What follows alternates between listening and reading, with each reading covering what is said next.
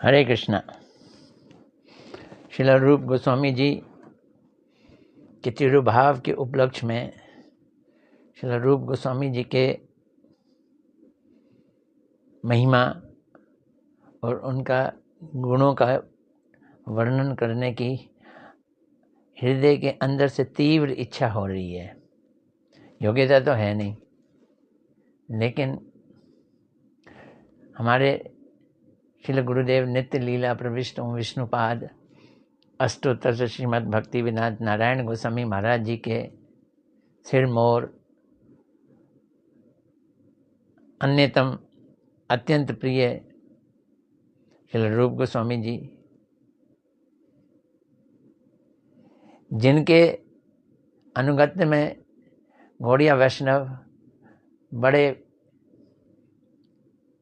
फक्र के साथ, अभिमान के साथ अपने को रूपानुग कहते हैं। उन रूपानुग प्रवर हमारे गुरुदेव श्रील रूप गोस्वामी की चर्चा एक मुख से नहीं 1000 मुखों से किया करते थे। उनके तिरुभाव के उपलक्ष्य में वो वृंदावन में विद्युत सभा बुलाया करते थे। 1 दिन नहीं, 2 दिन नहीं, 3 दिन, झूलन से लेके बलराम जी के आविर्भाव दिवस, बलराम जयंती तक ये कथाएं चलती थीं। तो इच्छा करती है कि श्री रूप गोस्वामी जी के चरणों में अपने को न्यौछावर किया जाए, उनकी चर्चा करके। इस चर्चा का कहीं अंत तो है नहीं, कहीं कोई सीमा नहीं है। इसलिए मैं अपने अध्ययन और श्रवण के हिसाब से जो मैंने जाना, सीखा, पढ़ा है वो यहाँ वर्णन करता जाऊँगा।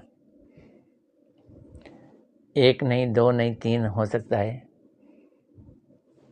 कथाओं में, 3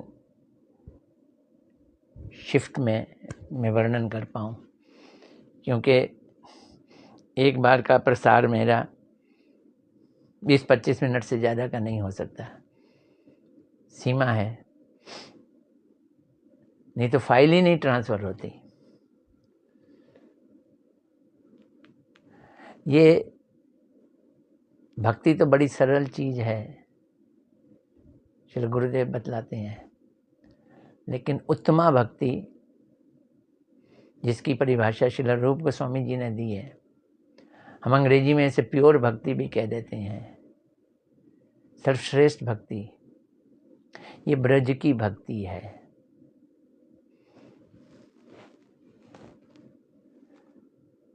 ब्रज की भक्ति की अपनी क्या पहचान है, क्या विशेषता है, इसको श्रील रूप गोस्वामी जी ने प्रकाशित किया, प्रचारित किया श्री चैतन्य महाप्रभु जी के कहने पे। तो ये विलक्षण है, अद्वितीय है, और सब इसको धारण नहीं कर सकते हैं। पर ये गौड़िया वैष्णवों की ये धरोहर है, ब्रज भक्ति। इस ब्रज भक्ति में भी सख्य भक्ति, सख्य भाव की भक्ति, वात्सल्य भाव की भक्ति और सर्वश्रेष्ठ माधुर्य भाव की भक्ति। इस भाव में जब प्रेम एकदम उद्दीप्त हो जाता है और वो रस बन जाती है, तो सख्य रस, वात्सल्य रस और माधुर्य रस। माधुर्य रस भी जो ब्रज का है वही सर्वश्रेष्ठ है। पति पत्नी का प्रेम भी माधुर्य रस कहलाता है। गोपियों का कृष्ण से प्रेम भी माधुर्य भाव, माधुर्य रस कहलाता है। ब्रज में कोई भी कृष्ण की पत्नी नहीं है, वहाँ पति पत्नी वाला प्रेम नहीं है, इसे स्वकीय भाव कहते हैं, वो द्वारका में है। और प्रेमी प्रेमिका वाला भाव वो पति पत्नी के भाव से भी श्रेष्ठ है। क्यों श्रेष्ठ है, कैसे श्रेष्ठ है? श्री रूप गोस्वामी जी के सारे इस चरित्र में, सारे प्रसंग में इसी चीज की महिमा है। किस चीज की महिमा है? कि गोपियों का प्रेम कैसे सर्वोत्तम है। और गोपियां भी बहुत तरह की हैं, उसमें भी जो राधा रानी की पाल्य दासी हैं वो भाव और भी ज़्यादा श्रेष्ठ है। यही समझना है हमको रूप गोस्वामी जी के महिमा के प्रसंग में। इसे ही जानना है, इसे ही ग्रहण करना है। इसी की उत्कंठा से, इसको जानने और जनाने की उत्कंठा से मैं श्री रूप गोस्वामी जी के चरित्र का वर्णन करने की हिमाकत कर रहा हूँ। इसे कहते हैं अनधिकार चेष्टा कर रहा हूँ। शुरू में हम उनके जीवन चरित्र के बारे में पढ़ेंगे, फिर शिक्षाओं को लेंगे।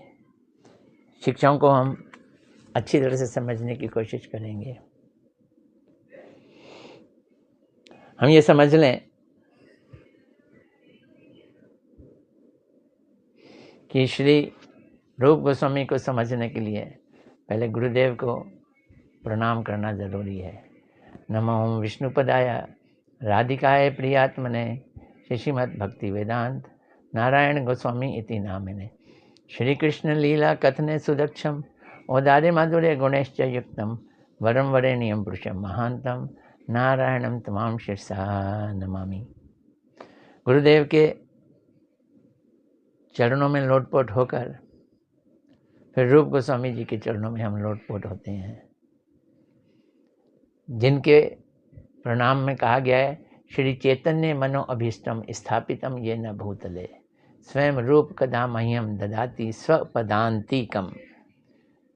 कौन थे रूप गोस्वामी? जो श्री चैतन्य महाप्रभु जी के मन के अभीष्ट को पूरा करने के लिए आए थे। राजा रानी के मन को अभीष्ट रूप मंजरी करती हैं, और वही मंजरी चैतन्य महाप्रभु जी की लीला में रूप गोस्वामी बनकर श्री चैतन्य महाप्रभु जी के मन के अभीष्ट को पूरा करते हैं। चैतन्य महाप्रभु जी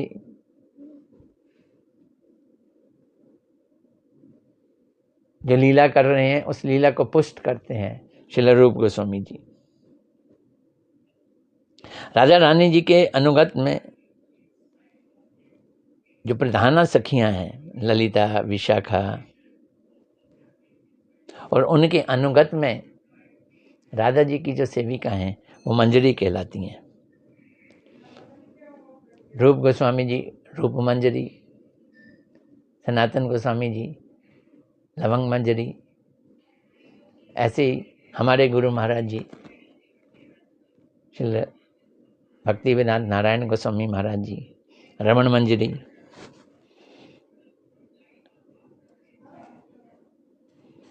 ये जो मंजरी हैं यही हमारे सारे गोस्वामी वर्ग और आचार्य हैं।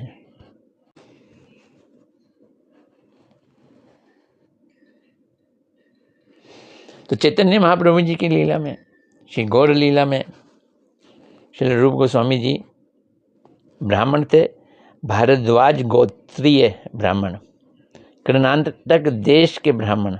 राजवंश में ये भारद्वाज गोत्रीय ब्राह्मण प्रकट हुआ था, लेकिन बाद में ये कर्नाटक छोड़कर बंगाल आ गए। श्री रूप गोस्वामी जी के पिताजी श्री कुमार देव जी थे।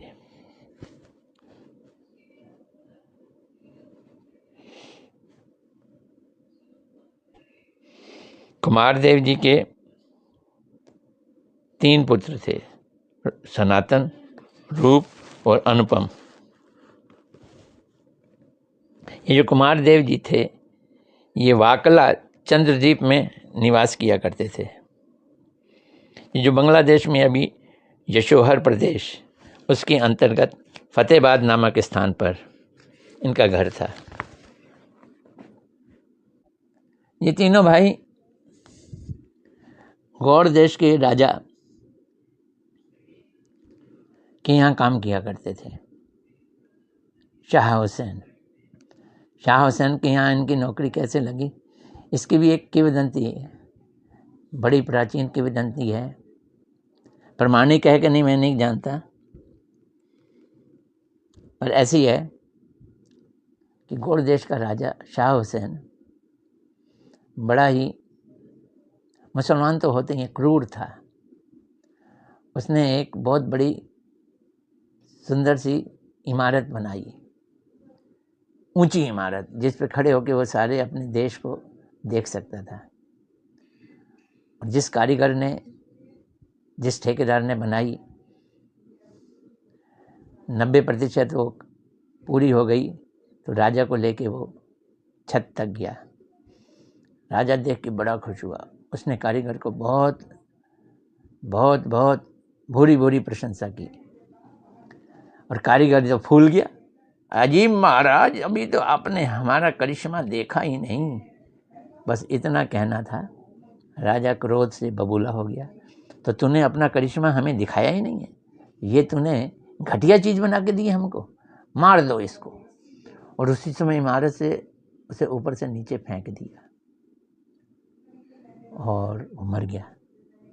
फिर उन्होंने अपने साथ में एक अर्दली था, उसको कहा जाओ लेके आओ, गुस्से में कहा, और कह के चले गए।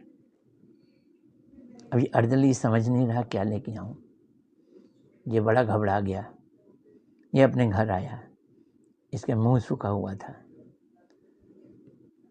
तो वहीं जो बालक थे, संतोष और अमर, रूप सनातन, वो अर्दली को देख के कह रहे तुम बड़े घबराए लग रहे हो, क्या बात है।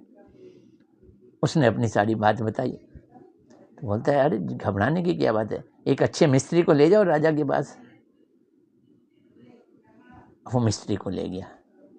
जब वो मिस्त्री को ले गया तो राजा ने कहा तुम मिस्त्री कैसे ले आए मेरे पास, मैंने तो बोला नहीं था मिस्त्री लाओ, मैंने तो कहा था जाओ लेके आओ, मिस्त्री तो बोला नहीं था, ये मिस्त्री कैसे ले आए तुम।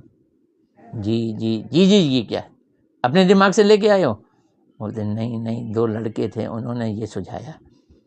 कहाँ हैं वो लड़के, बुलाओ। वो लड़के अत्यधिक समझदार हैं, ब्राह्मण के बेटे हैं। बच्चों को बुलाया गया। राजा ने कहा मेरे यहाँ काम करो। ये बोलते हैं हम तो आपके यहाँ काम नहीं करेंगे, हम ब्राह्मण हैं। बोलते हैं तुम्हें ब्राह्मण है, तुम्हें ब्राह्मणों के सिरों से काट काट कर कुआं भर दूंगा अगर तुमने नौकरी नहीं की तो। और फिर उन्होंने नौकरी की, बहुत अच्छी नौकरी की। तीनों भाई वहाँ पे काम करने लगे। यहाँ तक कि वो हुसैन शाह के ये दोनों भाई प्रधानमंत्री और वित्त मंत्री, साकर मलिक और दरीबे खास, बड़ी ऊंची पोस्ट पे पहुंच गए। नेक्स्ट टू किंग, राजा की दूसरे नंबर पे पहुंच गए। अब महाप्रभु जी और रूप सनातन महाप्रभु के अंतरंग पार्षद ही हैं। अलग अलग जगह पैदा हुए और लीला में एक हो रहे हैं। ये सब योग माया का कार्य है। महाप्रभु जी जब जगन्नाथपुरी से वृंदावन के लिए चले तो लाखों लोग उनके साथ हो लिए। और महाप्रभु जी चलते चलते थोड़ा सा रास्ता बदल दिए, अंग्रेजी में कहते हैं डिटूर हो गए। कहाँ चले गए, वो राम के लिए आ गए। यही वो स्थान है यहाँ रूप सनातन कार्य करते थे। तो रूप सनातन को पता चला कि चैतन्य महाप्रभु जी आए हैं। तो राजा था वो घबरा गया। उसने देखा कि लाखों लोगों के साथ एक हिंदू महात्मा, ये कोई गड़बड़ तो नहीं हो जाएगी।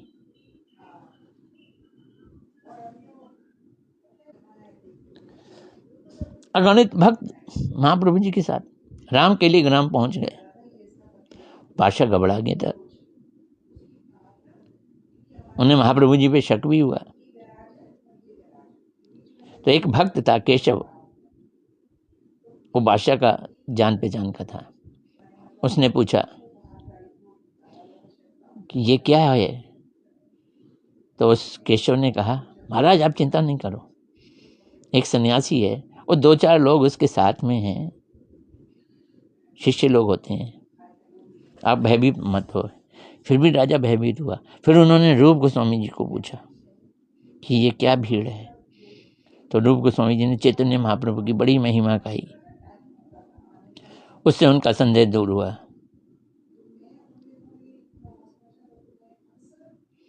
तब रूप गोस्वामी और सनातन गोस्वामी जी रामकेली ग्राम में रात के अंधेरे में महाप्रभु जी से मिलने के लिए गए। हैं तो दोनों परिकर, लेकिन ऊपर से अपने अंदर के भावों को दोनों ही गुप्त रख रहे हैं और दोनों का एक दूसरे के प्रति तीव्र आकर्षण है। इसलिए रूप और सनातन महाप्रभु जी के दर्शन करके स्वाभाविक रूप से उनके प्रति आकर्षित हुए और महाप्रभु जी भी रूप और सनातन को देखकर उनके प्रति आकर्षित हुए। ये संसारिक लोगों को शिक्षा है कि भक्त और भगवान के बीच में किस तरह से आकर्षण होता है। अभी जब रात को मिलने के लिए आए रूप और सनातन, वहीं उन्हें नित्यानंद प्रभु भी मिले, हरिदास ठाकुर जी से भी मुलाकात हुई और वही महाप्रभु जी के पास रूप सनातन को लेके आए और दोनों ने, रूप सनातन ने कितनी दीनता के साथ महाप्रभु जी से प्रथम मुलाकात की। कहते हैं दांतों में तिनका दबाकर, गले में कपड़ा डालकर महाप्रभु जी के चरण कमलों में गिर पड़े, दंडवत प्रणाम किया।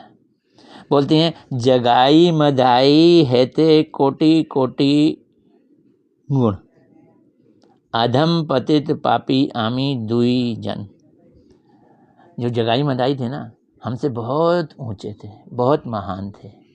मैं तो उनसे भी करोड़ों गुना ज़्यादा पतित गिरा हुआ हूँ। मैं नहीं, हम दोनों। मलेच्छ जाति मलेच्छ संगी करी मलेच्छ करम। मलेच्छ मतलब मुसलमान। मलेच्छ की जाति के साथ रहा हूँ, मलेच्छ का संग किया है, मलेच्छ कर्म करता हूँ। कौन है वो लोग जिनके संग रहता हूँ? गो ब्राह्मण द्रोही संगे आमार संगम। मेरा संगम, हमारा मिलन उन लोगों से है जो गाय और ब्राह्मणों के द्रोही हैं।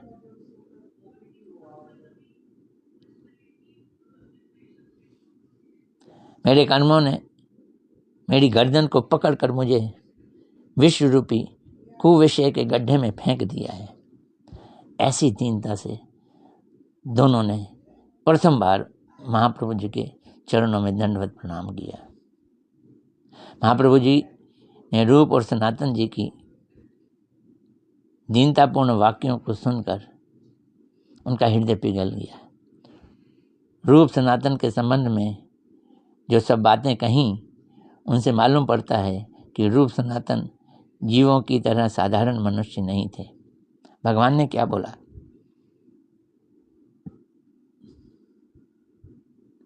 मैं वृंदावन जा रहा था, ये गौड़ देश में मैं आ गया।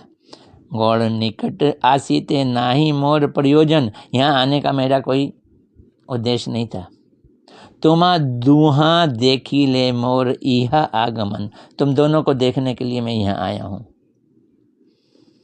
रूप सनातन को बोले महाप्रभु जी, जन्मे जन्मे तुम ही दुई किंकर आमार। तुम जन्म जन्म से मेरे सेवक हो, मेरे किंकर हो। अजी राते कृष्ण तुम आए करीबे उद्धार। बड़ी जल्दी कृष्ण तुम्हारा उद्धार कर देंगे। एता बली दोहार शिरे धरी ले दुई हाथे। दुई भाई धरी प्रभुर पद मिले माथे। और दोनों के सिर पे अपना हाथ रख दिया महाप्रभु जी ने, और दोनों ने अपना सिर महाप्रभु जी के चरणों में रख दिया। महाप्रभु जी तो अपने भक्तों को लेकर वृंदावन जा रहे थे। भक्तों में कौन कौन थे? भक्तों की कृपा के द्वारा जीव का उद्धार होता है। जगतवासियों को ये शिक्षा देते हैं महाप्रभु जी। महाप्रभु जी ने नित्यानंद, हरिदास ठाकुर, श्रीवास पंडित, गदाधर पंडित, श्री मुकुंद, श्री जगदानंद, ये सब साथ में थे उनके, श्री मुरारी, श्री वक्रेश्वर आदि सभी भक्तों के द्वारा रूप सनातन को आशीर्वाद दिलवाया। पर बातों ही बातों में रूप गोस्वामी जी व सनातन गोस्वामी जी ने महाप्रभु जी को शिक्षा दे दी। कहा वृंदावन जाने की ये परिपाटी नहीं है, अकेले जाना चाहिए, लाखों लोगों के संग नहीं जाना चाहिए। जहाँ संगे चले ए लोक लक्ष्य कोटि, वृंदावन जाई वार ए नाही परिपाटी। वृंदावन जाने की रीति नहीं है। महाप्रभु जी ने सुना, उनकी बात को सुना, बड़े ध्यान से सुना और उनकी कहा मान लिया और नहीं गए वृंदावन, वहाँ से वापस चले गए जगन्नाथपुरी। इस प्रकार महाप्रभु जी ने अपने को शिक्षा दिलवा के ये दुनिया को बतलाया कि ये रूप और ये सनातन, इन दोनों के द्वारा जगत को वो शिक्षा दिलवाएंगे। जो जो शिक्षाएं उन्होंने देनी हैं, जिसके लिए वो इस